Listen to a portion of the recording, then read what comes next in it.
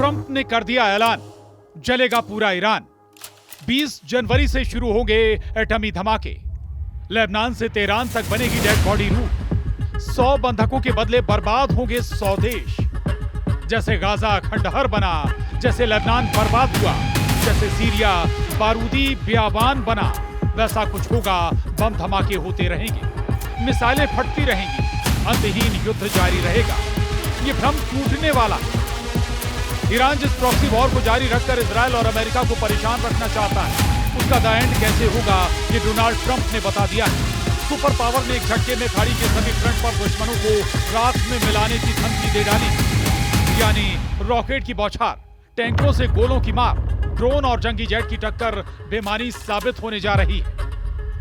अमेरिकी खाड़ी युद्ध में आएगा, एटम बम बरसाएगा और इंसानी इतिहास की सबसे बड़ी त्रासदी दुनिया झेलेगी। अमेरिका के नए राष्ट्रपति डोनाल्ड ट्रंप ने आग बबूला होकर धमकी दी है कि मिडिल ईस्ट की तबाही को कोई रोक नहीं सकता। एटम बमों के सीरियल ब्लास्ट के लिए अमेरिका ने प्लान बना लिया है। कब, कहां और कितनी परमाणु चोट पहुंचाई जाएगी, इसका ब्लूप्रिंट पेंटागन से व्हाइट हाउस दिया गया है। एटमी अटैक प्लान को प्रेसिडेंट ट्रंप 20 जनवरी को साइन करने वाले हैं। ये जानकारी किसी और ने नहीं, बल्कि डोनाल्ड ट्रंप ने खुद दुनिया से साझा की। ट्रंप ने धमकी दी है कि उनका सब जवाब दे गया। इजराइल के दुश्मनों को सबक सिखाने के लिए अमेरिका अब सभी हदें पार करने के मूड में।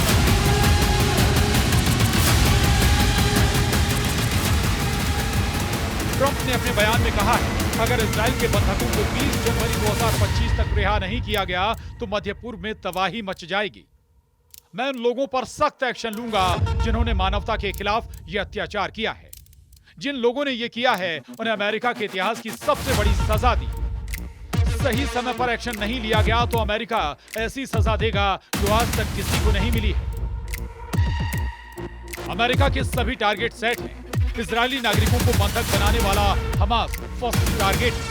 हमास के लिए इजराइल से युद्ध लड़ रहा हिजबुल्लाह दूसरे नंबर पर, तीसरे नंबर पर हमास और हिजबुल्लाह की युद्ध में मदद कर रहे हुती फाइटर सुपर पावर के एटमी शिकार होंगे। अमेरिका इजराइल पर हमला कर रहे ईरान के शिया मिलिशिया को भी एटमी डोज देगा।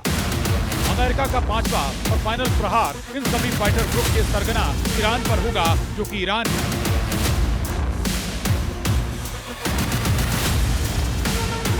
इजराइल लेबनान के बीच सीज फायर का ऐलान हुआ तो हिजबुल्लाह की तरफ से बड़ी बड़ी चीजें हाकी गई। कहा गया कि ये उनकी इजराइल पर 2006 से भी बड़ी जीत। वो अपने दम पर इजराइल को सीज फायर के लिए मजबूर करने में सफल रही। इजराइल लेबनान सीज फायर ज्यादा वक्त तक नहीं टिक सका। हिजबुल्लाह के लड़ाकों की अकल ठिकाने लगाने के लिए नेतन्याहू की सेना ने साउथ लेबनान में फिर से बम बरसाने शुरू कर दिए हैं। इजराइल की डिफेंस मिनिस्ट्री ने लेबनान में हिजबुल्लाह पर हमले की मंजूरी दे दी। उधर खबर आई कि डोनाल्ड ट्रंप फ्लोरिडा में बेंजामिन नेतन्याहू की पत्नी से मिले, जिसके तुरंत बाद अमेरिका के होने वाले राष्ट्रपति की तरफ से भी हमास के लिए एक अल्टीमेटम जारी कर दिया गया। ट्रंप के साथ फ्लोरिडा में मुलाकात के बाद बेंजामिन नेतन्याहू की पत्नी सारा नेतन्याहू ने इंस्टाग्राम पर एक पोस्ट में लिखा था कि मैंने ट्रंप को 7 अक्टूबर से हमारे देश द्वारा झेली गई अपार पीड़ा और हमास आतंकवादियों की अमानवीयता के बारे में बताया। हमास अभी भी हमारे नागरिकों को बंधक बनाए हुए हैं। उन्हें बेहद कठिन परिस्थितियों में रखा गया है। मैंने बंधकों की रिहाई और उनकी जल्द घर वापसी की आवश्यकता पर जोर दी। पिछले साल 7 अक्टूबर को हमास ने इजराइल में घुसकर बड़ा हमला किया। इस दौरान बड़ी संख्या में इजरायली नागरिकों को बंधक बनाया गया। 7 अक्टूबर को बंधक बनाए गए अमेरिकी इजरायली नागरिक उमर यूट्रा को मार डालने वाले हमास का ट्रंप पूरा सफाया करने जा रहे हैं। हमास लड़ाकों को उमर को मारकर उनका शव गाजा में नुमाइश के लिए रखा गया। हमास लड़ाकों ने उमर को मारकर उनका शव गाजा में नुमाइश के लिए रखा।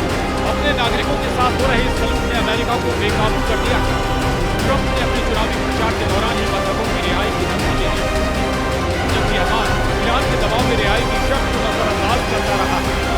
हालांकि अब ट्रंप फुल एंड फाइनल की स्टेज पर आ चुके हैं। उधर हमास है कि ट्रंप की धमकी के आगे झुकने को तैयार नहीं हुआ। हमास के कार्यवाहक गाजा चीफ खलील अल हैया ने हाल ही में दावा किया था कि जब तक जंग खत्म नहीं होती बंधकों की रिहाई नामुमकिन है। हमास के कब्जे में फिलहाल कितने बंधक हैं, इसका सही नंबर किसी को नहीं पता।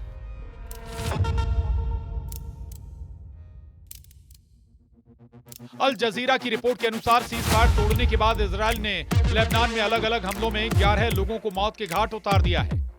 दावा किया कि एक स्टेट सिक्योरिटी ऑफिसर की भी इन हवाई हमलों में मौत हो गई। इजरायल ने हमलों से पहले ही अपनी डिफेंस मिनिस्ट्री का अप्रूवल भी ले लिया है। ऐसे में ये साफ है कि इजरायल अब रुकने वाला नहीं। उधर हिजबुल्लाह की तरफ से भी सोमवार को एक बयान जारी किया गया। कहा गया कि इजरायल द्वारा सीज फायर को तोड़ने के बाद उसने अपने प्राइमरी डिफेंस सिस्टम को एक्टिव कर दिया है। इसके तहत कफर चौबा की पहाड़ियों में एक इजरायली सैन्य अड्डे पर हमला किया गया है। ये एक विवादित क्षेत्र है जिस पर लेबनान अपना दावा करता है। Bureau report, news 18।